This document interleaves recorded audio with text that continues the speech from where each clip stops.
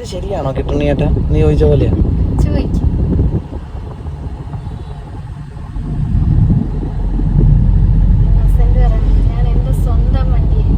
ആ അവ ഉണ്ട്, നാക്കൊക്കെ ഉണ്ട്.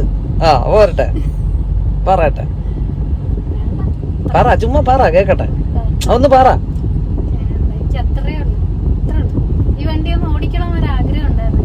അതേ ഉള്ളു.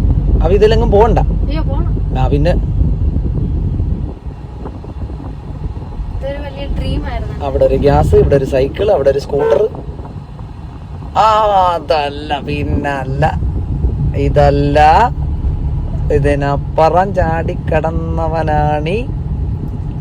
പോരട്ടെ, മനസ്സിൽ പറഞ്ഞില്ലേ ഇപ്പൊ? ആ എനിക്ക് മനസ്സ് വായിക്കാൻ പറ്റുന്നുണ്ട്.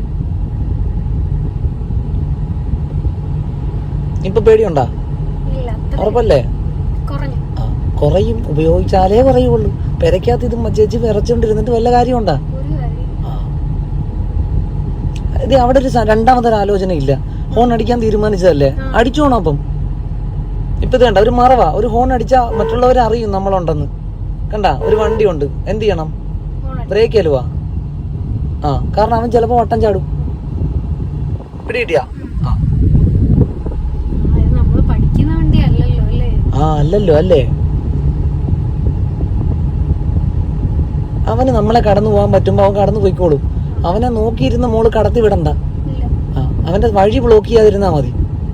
നമ്മൾ നമ്മുടെ വഴി കൂടെ പോയിക്കൊണ്ടിരുന്ന അവൻ സമയം കിട്ടുമ്പോ കടന്നു പോയിക്കോളും.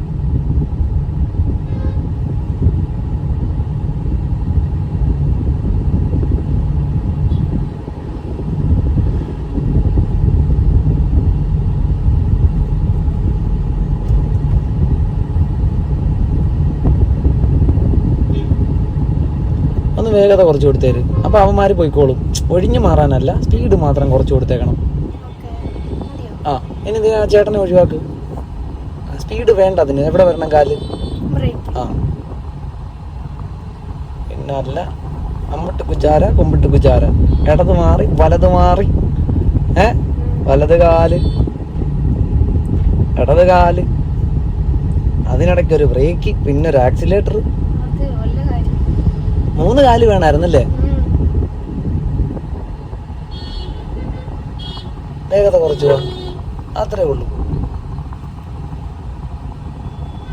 വേഗത കുറച്ചു പോവാ, ബ്രേക്ക് അലുവാ, ഓടിക്കാറണ്ട. കണ്ട, നേരെ ആക്കി വാ.